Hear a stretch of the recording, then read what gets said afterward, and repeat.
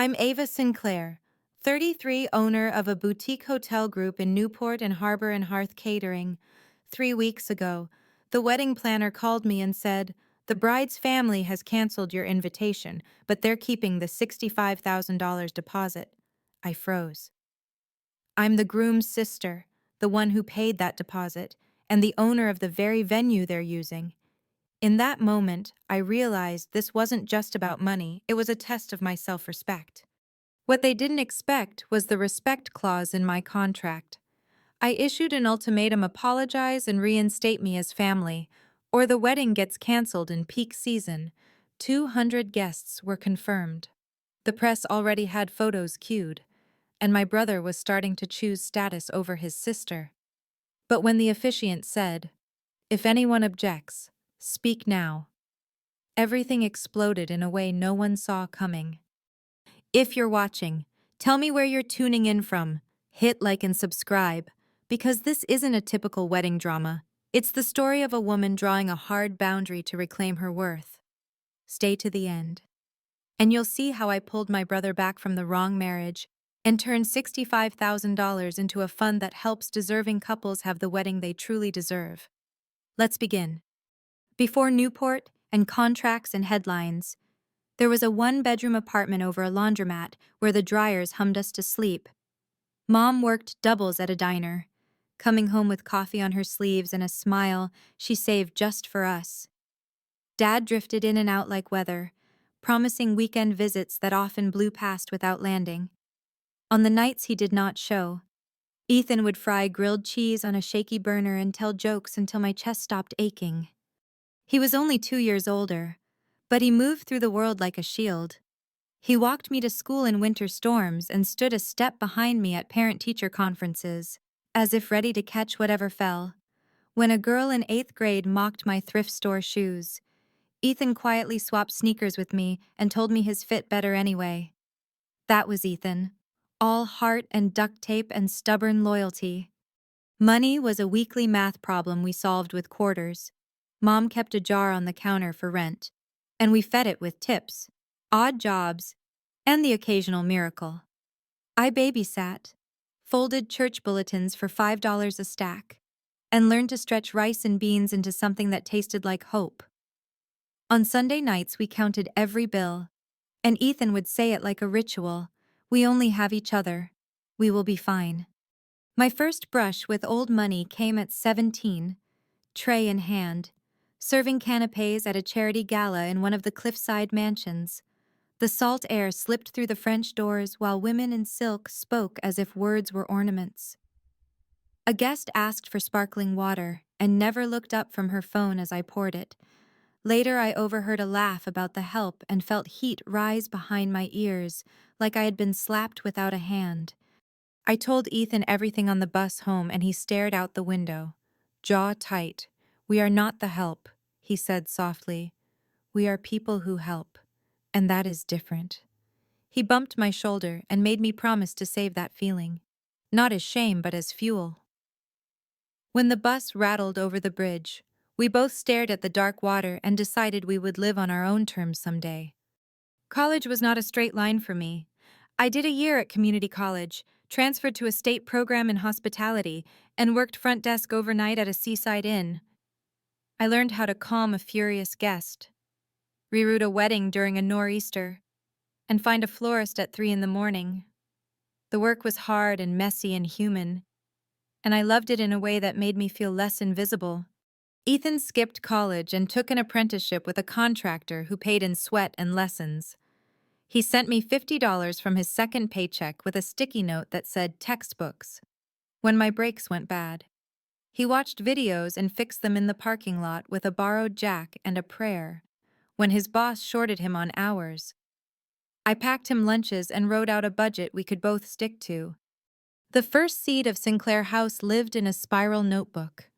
It was a sketch of a tired Victorian near the harbor that most people walked past without seeing. I saw light fixtures restored, parquet floors breathing again, and a courtyard strung with cafe lights where laughter would bounce like music. Ethan saw walls that could hold and beams that needed love. and he pressed his palm to the banister like a promise. We did not have investors. We had second-hand furniture, a toolbox, and a timeline written in pencil. I took on extra shifts and learned to read contracts after midnight. Ethan bartered weekend work with electricians he trusted and said consider it an investment in our last name. On the day the bank finally handed us a set of keys, we sat on the front steps and ate deli sandwiches like royalty. Newport taught me that service is not servile when it is rooted in pride. I ironed tablecloths while choosing wine lists. I scrubbed grout while interviewing pastry chefs with resumes that outshined my degree. I trained my staff to look people in the eye and to believe that excellence is not a costume you borrow. The goal was never to be let into someone else's club. It was to build a place where everyone worthy felt welcome. Sometimes, late after events, I would lock the doors and walk the ballroom alone. I could almost hear the echoes of our childhood courage bouncing off the crown molding. I thought about the gala and the laugh and the invisible line that rooms can draw through people. I decided my spaces would draw people together instead, and if anyone tried to use them to diminish family, the answer would be no. That is why the phone call cut so deep. It was not just the insult or the money, it was the way it rewrote our shared history, turning me from sister to staff in the same breath Ethan once used to tell me we only have each other. Chapter 1 of us was built on loyalty and late nights and small miracles. Whatever came next would test whether we remembered how we got here. Camille Harrington arrived the way a tide does, quietly at first, then pulling everything with her. Ethan met her at a charity regatta my team catered, the kind of event where linen pants cost more than a month's rent. She had the effortless poise of someone who'd never waited for a table, and a smile that flickered on only when cameras turned. He introduced us beside a tower of oysters, and she glanced at my name tag as if it were a receipt. At first, I tried to like her on purpose. I asked about her work on museum boards and the education fund her family sponsored. She answered in polished phrases that landed like press releases.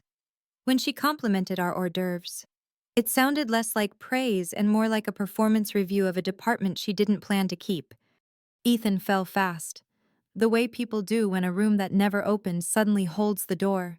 He started using phrases that didn't sound like him, talking about our circle and the right pedigree for vendors. He traded his dented toolbox for a designer watch and insisted it was networking armor. Our Sunday breakfast shifted to quick check-ins, then to text threads he didn't have time to finish. I met Camille's mother, Vivian, at the Newport Yacht Club a month later. The dining room smelled like lemon polish and old victories. Vivian's pearls sat on her collarbone like punctuation, each sentence ending in judgment. Sinclair, she said, tasting the surname as if it were a wine slightly off temperature. Ah, yes, the boutique places. Charming. The way some people say starter home. Still, Ethan wanted to show them Sinclair House. So I set a tour for a quiet afternoon.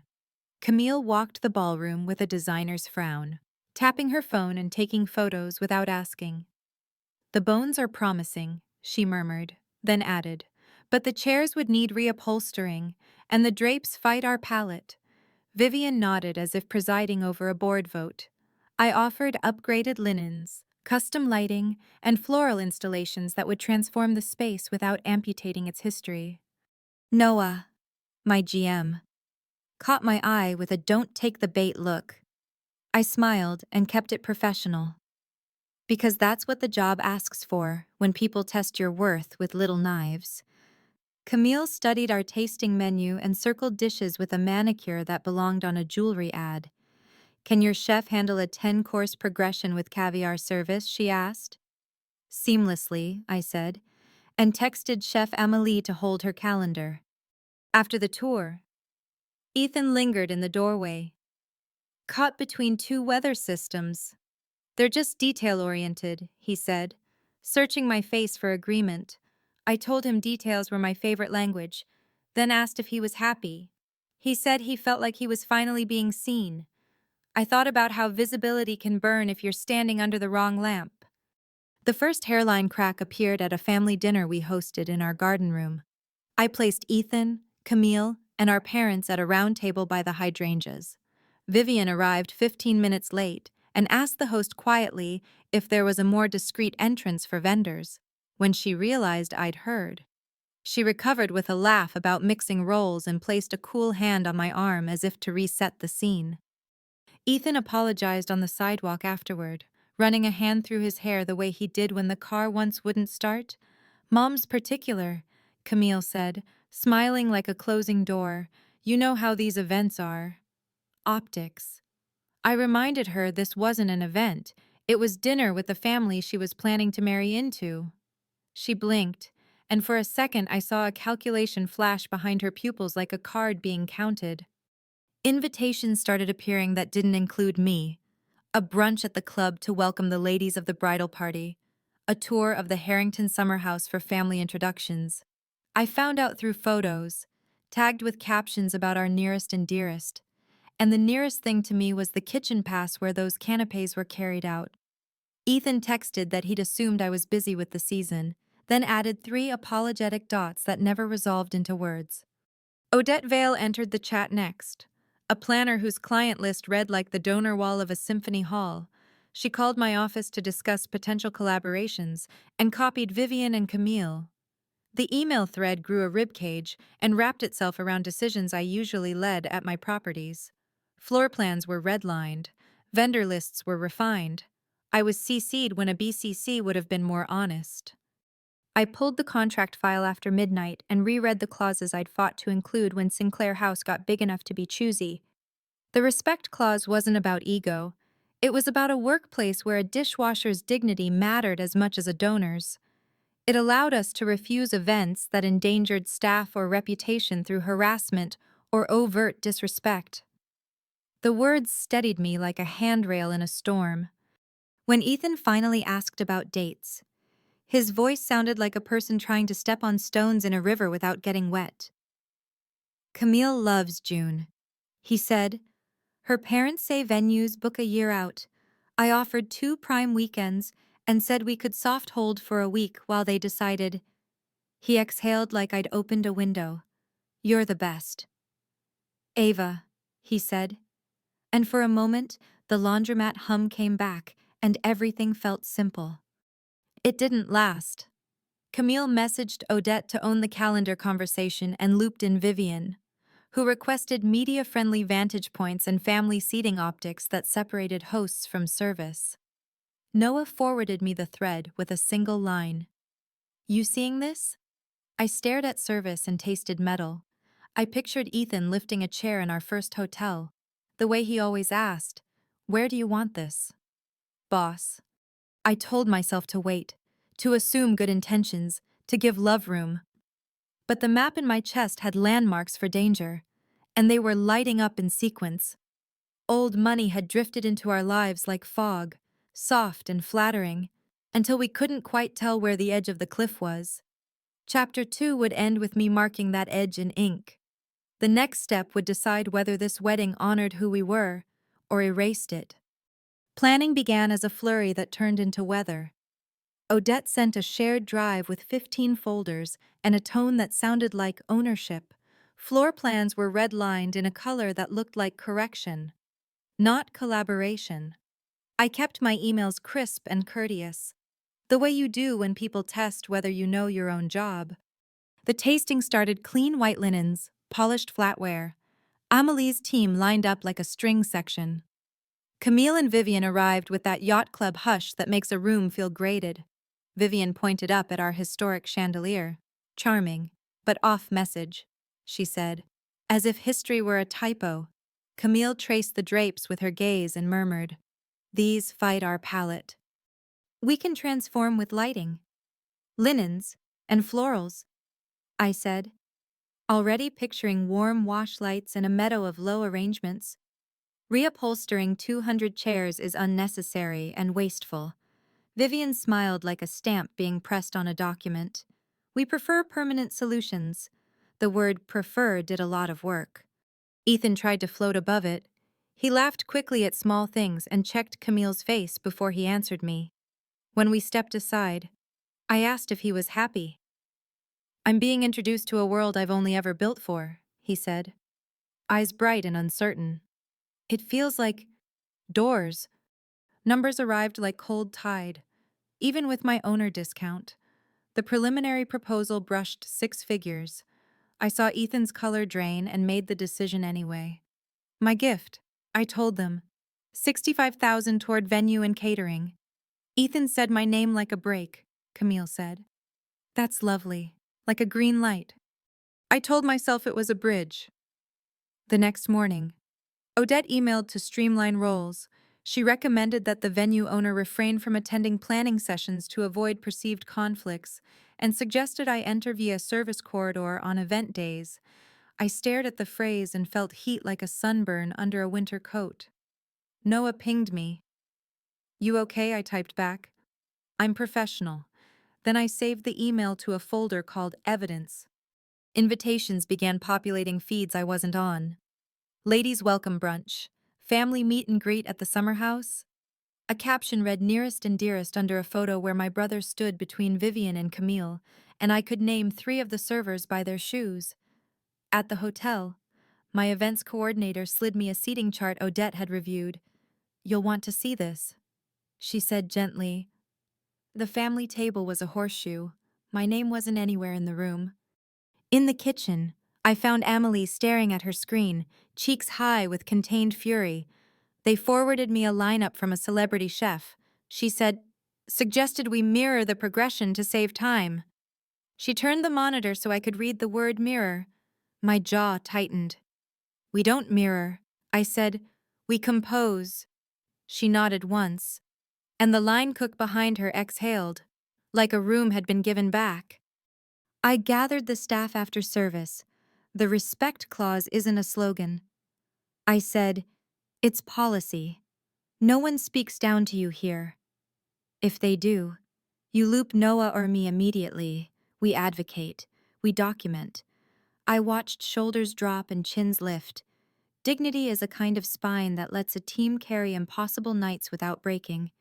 That night, Ethan called from his truck, the sound of the blinker ticking between us. "They're not trying to hurt you," he said, like a plea. "They just want it perfect." "Perfect for whom?" I asked softly. He was quiet long enough that I heard the ocean through his open window. "It'll be better after the wedding," he said. And I pictured us as kids counting quarters, promising each other a future we'd have to actively protect. The next email from Odette was titled, "Run of Show VIP Photography." My eyes scanned the Beats Harrington family portraits. Bride with bridesmaids, groom with Harrington VIPs. There was a note in italics owner to avoid photo zones to prevent confusion. The professional in me took notes. The sister in me put a hand on the table to steady the room. I signed the deposit paperwork before I left. 65,000 posted. Line items clear. Respect clause tabbed in yellow. Noah watched me slide the contract into the safe. "Do we need to talk contingency?" he asked. "Not yet," I said, "but label a folder for it." Close to midnight, I walked the empty ballroom and listened for our old courage. The chandelier threw soft halos over polished wood. And for a heartbeat, I saw our first hotel, our first keys, our promise. I decided to wait one more day, to give love room to correct itself. I didn't know the storm had already parked offshore, and the call that would redraw every line was rolling in with the morning tide. The day started with a knock that sounded like trouble. A fire marshal and a building inspector stood in my lobby, clipboards in hand, asking about an anonymous complaint. "Blocked egress and overloaded chandelier circuit," the marshal said. Eyeing the ballroom like a puzzle, I walked them through exits, load charts, and the brand new dimmer pack I'd installed last quarter, my voice steady even as my stomach flickered. They measured, noted, and finally nodded. "You're in compliance," the inspector said, tapping her pen. But someone wanted us to think otherwise. When I asked who logged the complaint, she shrugged the way city people do when rules meet politics. Anonymous hotline. Happens when big events are close. I thanked them, filed the report, and printed a second copy for a folder labeled Interference. Back upstairs, Noah slid into my office with his phone. "You'll want to hear this," he said. Pressing play on a voicemail meant for a vendor that accidentally routed to our general line. Odette's voice skimmed through the speaker. Low and efficient. "Confirm those rentals arrive through the service corridor, only we don't want the owner and guest sightlines." She added something about staging portraits without operational clutter. The word clutter felt like it had teeth. An hour later. The real call came. Ava Sinclair. Odette's tone was all velvet rope. "I'm calling on behalf of the Harrington family. They've revised the guest list. Your attendance is no longer required. The deposit you provided, of course, remains applied to the event." For a beat, I looked at my own name on the office door like it belonged to someone else. Which family member made that decision, I asked. Pen already hovering over a legal pad. Camille and her mother. She said, "They're concerned about optics roles can blur when a venue owner is also a relative. We all want a seamless atmosphere." I wrote the word optics, underlined it twice, and felt something in my chest choose a side. "I need you to note this carefully," I said, voice even. "You're uninviting the groom's sister, who paid the $65,000 deposit, from an event at her own property. And you intend to keep the deposit. Is that correct?" Odette hesitated, then wrapped the silence in professionalism. "Correct." I looked past the window toward the harbor and saw our first hotel like a ghost ship, stubborn and shining.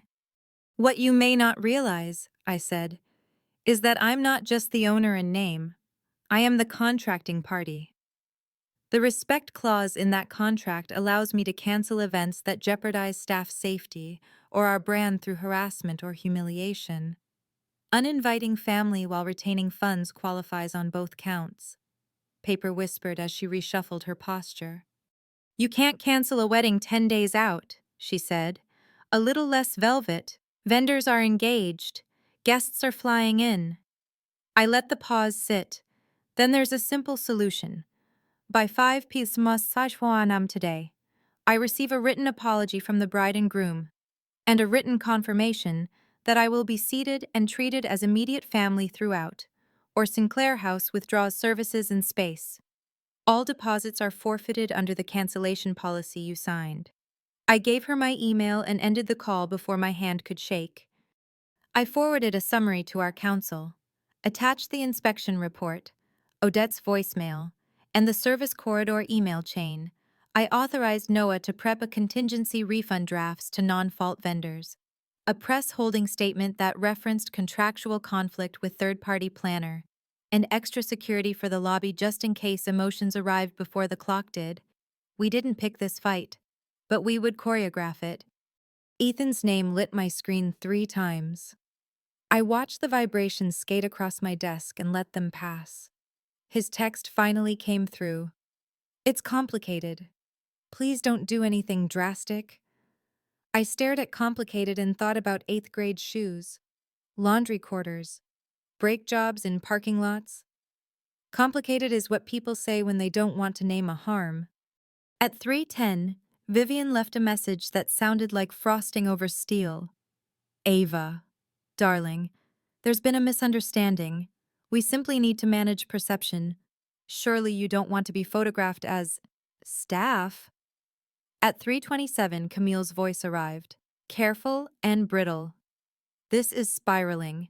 Can we talk privately? I need it perfect." At 3:41, Odette emailed a revised timeline with an italic note owner to avoid VIP photography zones. I slid the message into evidence and felt a clean, bright calm. At 4:12, Chef Amélie stepped in with her whites still on and a printout in her hand. A competitor had sent her a collaborative tasting invite matching our menu course for course. "They CC'd Odette," she said. Mouth a flat line. "I'm not a mirror." "No," I said. "You're a composer." We both signed the log where we record vendor interference. The book has a spine like law. At 4:55, the concierge called upstairs. Harrington party just arrived. She said, "Parents, bride, planner," and she paused. "Your brother," I told her to route them to the conference room, not my office. Family made the mess, business would clean it, on the way down. I smoothed my blazer and thought about the laundromat hum. About two kids who never learned how to be cruel. They were already seated when I entered, Camille flushed and glittering with anger, Vivian composed like marble, Odette pale in the corners, Ethan with his hands pressed into his knees like he could hold himself in place. I remained standing. "Thank you for coming," I said, and laid the contract on the table. Yellow tabs like small flags. We're going to talk about respect, remedies, and whether this event still deserves my house. I kept my hands on the back of a chair and let the quiet do a little work. Then I slid the tabbed contract across the table and placed 3 printouts beside it: the inspection clearance, the voicemail transcript, and the seating chart with my name missing. "These are facts," I said evenly. "We can argue feelings later." Vivian didn't glance down.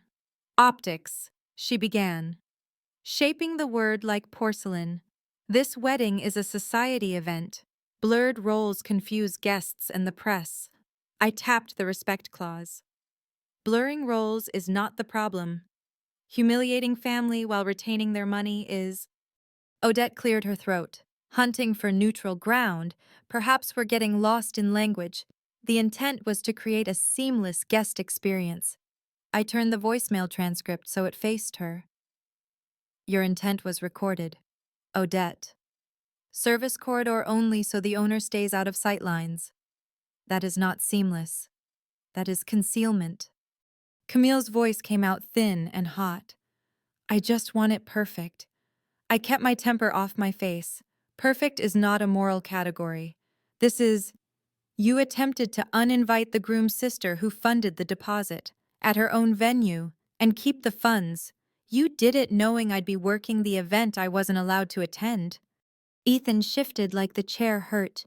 "No one meant to hurt you," he said, eyes on his hands. "Then this will be simple." I replied, "By 5 p.m. I receive a written apology from the bride and groom, written confirmation I'm seated and treated as immediate family at all events, an acknowledgement of my gift in the program, and a message sent to all vendors that Sinclair staff are to be treated with professional respect at all times." Vivian's smile flattened. "And if we decline, then I cancel under Section 12 and the Brand Integrity Addendum." I said, "Room blocks released. Vendors notified that the cancellation was due to client conduct. Deposits forfeited per page 9. I have press language drafted that names no one and protects my staff. I let the clock on the wall tick in the space after that." Howard Harrington wasn't there, but his shadow was the calculus in Vivian's eyes shifted. "You're overreaching." She tried. "We will involve counsel." I slid a second copy of the contract toward her. "So will I. Meanwhile, your guests land in 10 days. Find another 5-star ballroom in June and pay in full up front. I'll even email you a list." Camille inhaled like ice water hit her spine. Odette's professionalism cracked first. "For the record, I was following client instruction," she said, palms open. "I regret the language." "Noted," I said. "Because the meeting needed a record. And the seating chart." She looked to Camille, who stared at the table. "We were refining." I circled the blank space where my name should have been. "You were erasing." Ethan finally looked up. He found me across the table like he was surfacing. "I want you there," he said, steadying as he said it. "I always have." Vivian's head turned, slow and sharp. Camille's jaw tightened.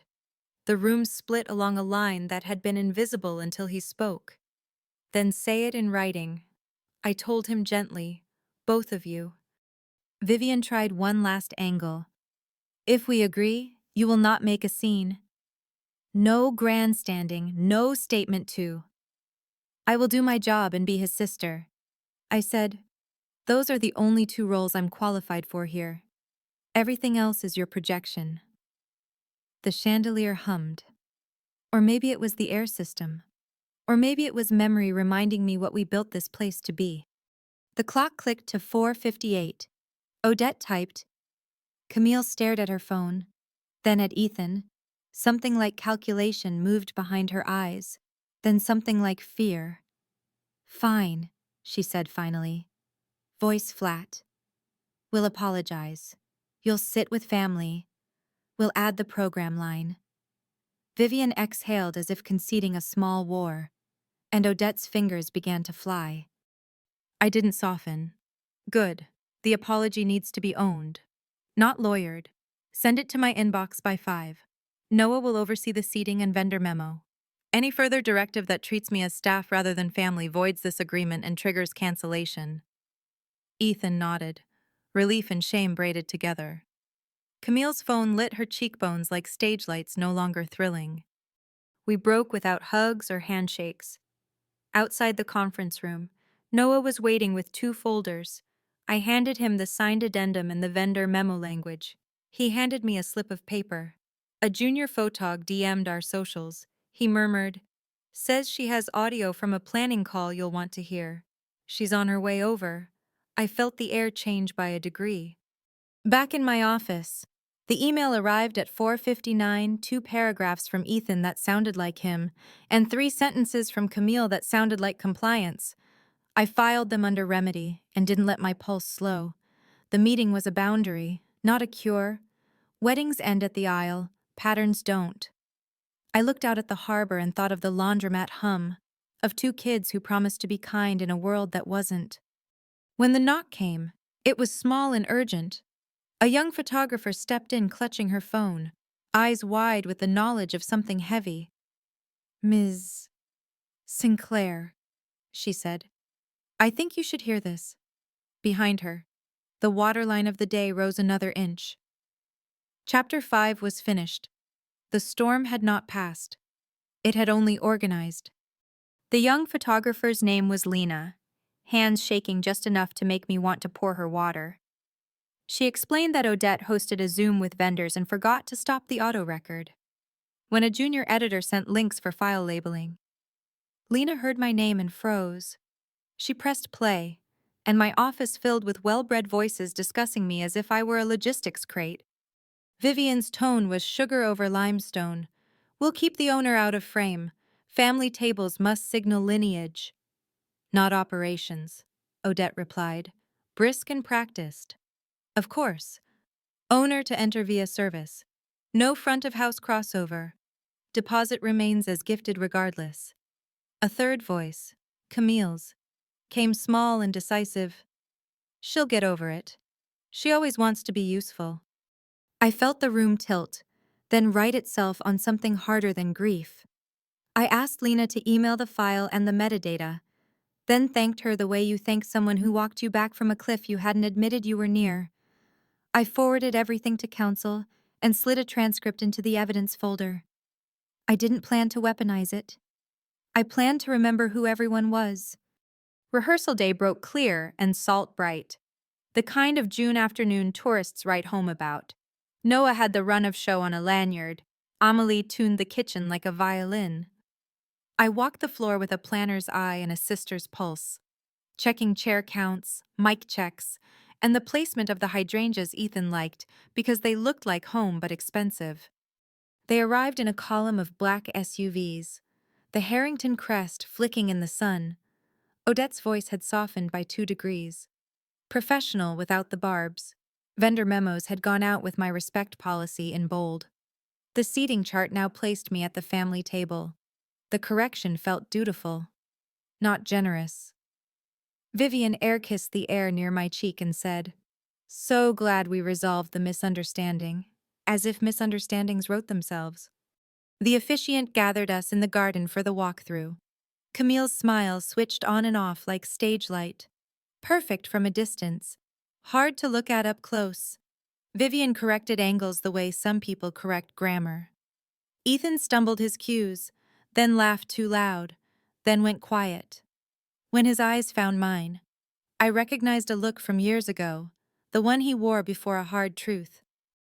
Dinner in the harbor room was elegant on purpose. I'd chosen a menu that didn't scream money, just whispered care.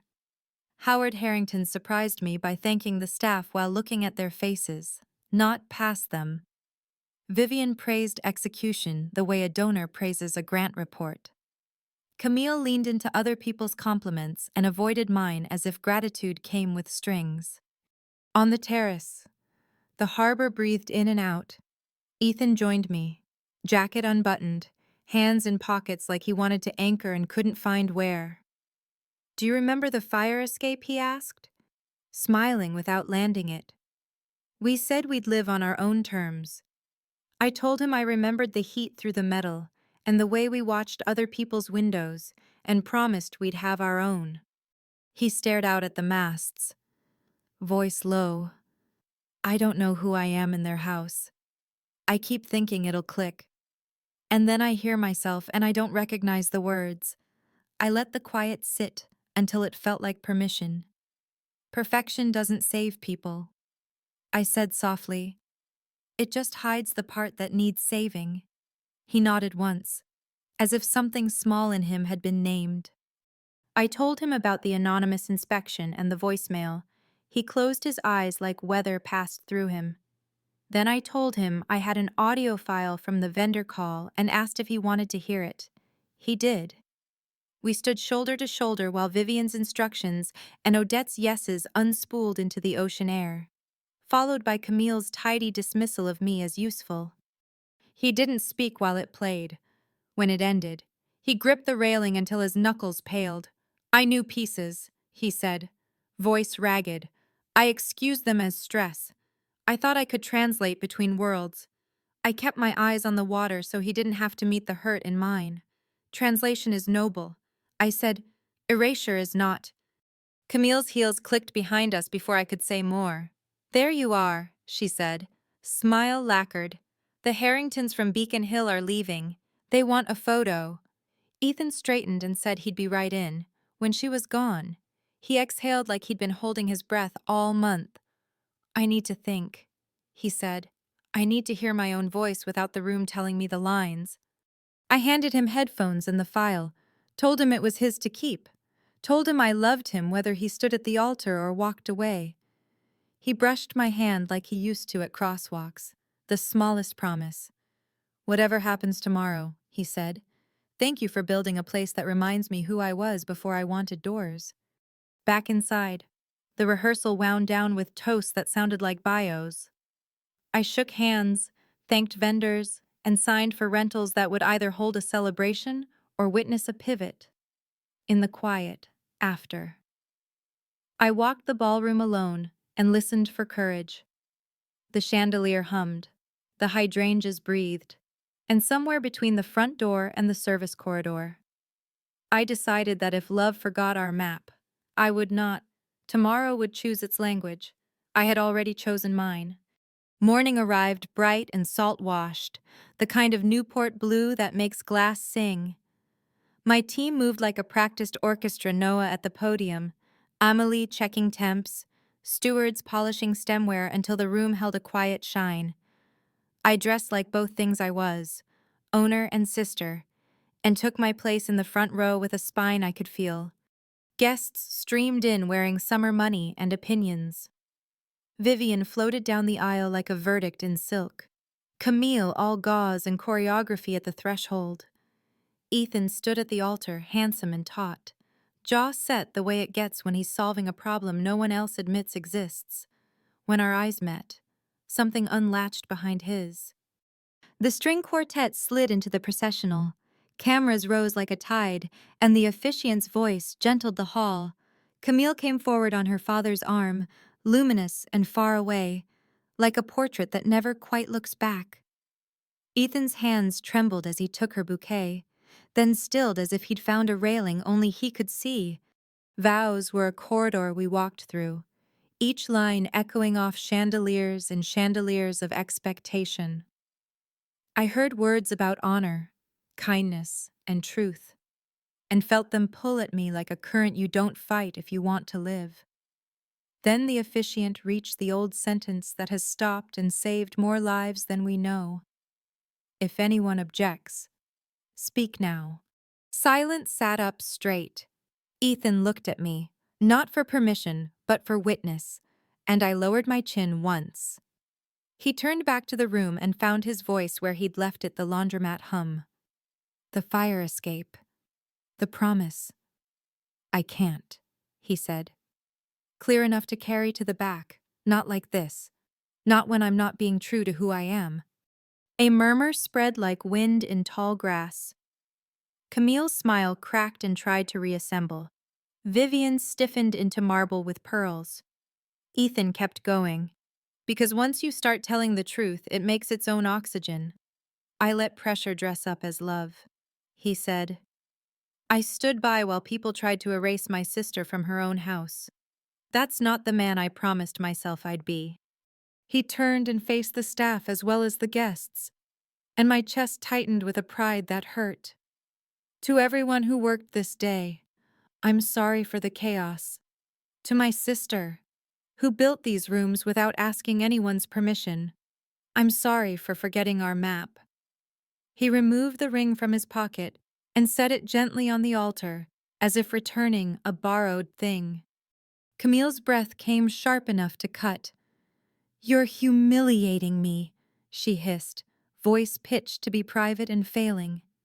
Vivian rose, chin lifted, and reached for the nearest threat.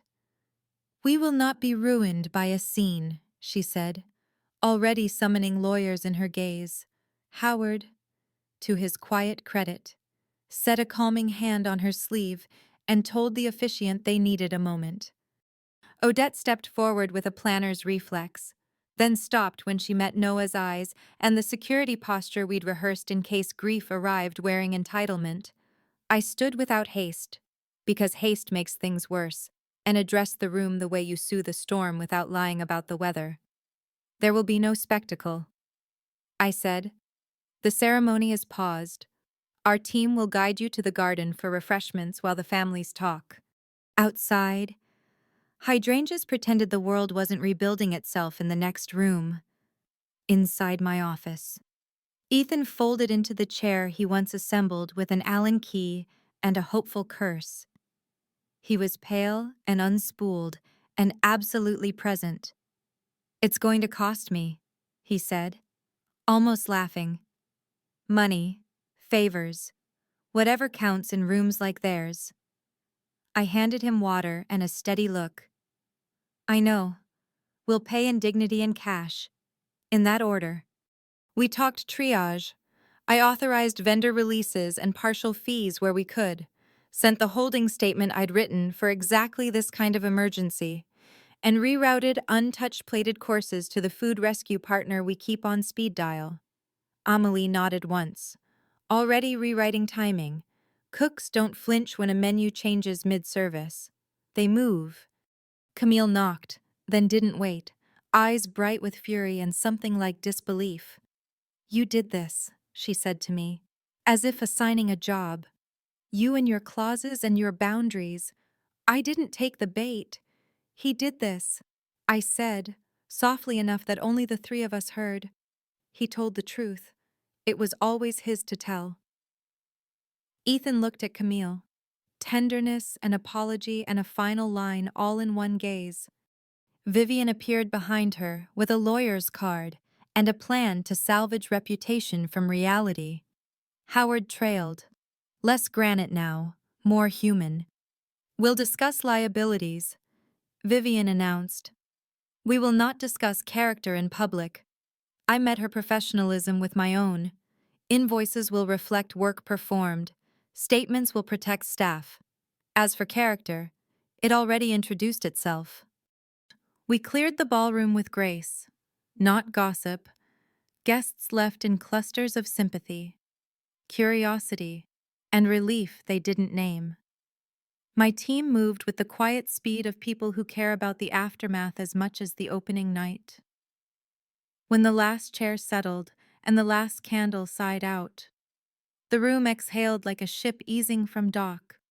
Ethan and I walked the perimeter the way we always do, a final check that has less to do with tables and more to do with us. He touched the back of a chair, the edge of a table, the railing of a life he'd almost stepped off. "Thank you," he said, voice rough but clean. "For the map, for the place to stand." I squeezed his hand once, as we used to at crosswalks, and felt the world answer back with something like mercy. Weeks later, the noise faded and real life resumed. Ethan returned the tux, closed his accounts with the Harringtons, and set up a payment plan for the vendors that made sense. We brought back Sunday brunch. No talk of optics, just pancakes, coffee, and the laundromat hum in our bones. He sounded like himself again. Which is to say, honest. I turned the $65,000 lesson into the True North grant and booked our first off-season wedding for a teacher and a firefighter who wrote their own vows. Hydrangeas, cafe lights, a dance floor that didn't need pedigree to glow. The respect clause is still posted in our staff hallway. But now it lives in my throat, too. Service isn't servile when it's anchored in dignity. Camille sent a short apology months later.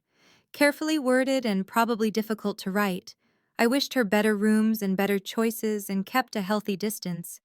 People can change, but you don't have to be the bridge they cross to do it. Boundaries don't end love. They end the performance that was pretending to be love. If this hit something in you, tell me in the comments about a time you had to draw a hard line to protect your worth. Like, subscribe. And share this with someone who needs a little courage to choose themselves. And let me know where you're watching from. I'll be reading. Until next time, remember you can't control how others behave, but you can decide what you'll accept at your own front door.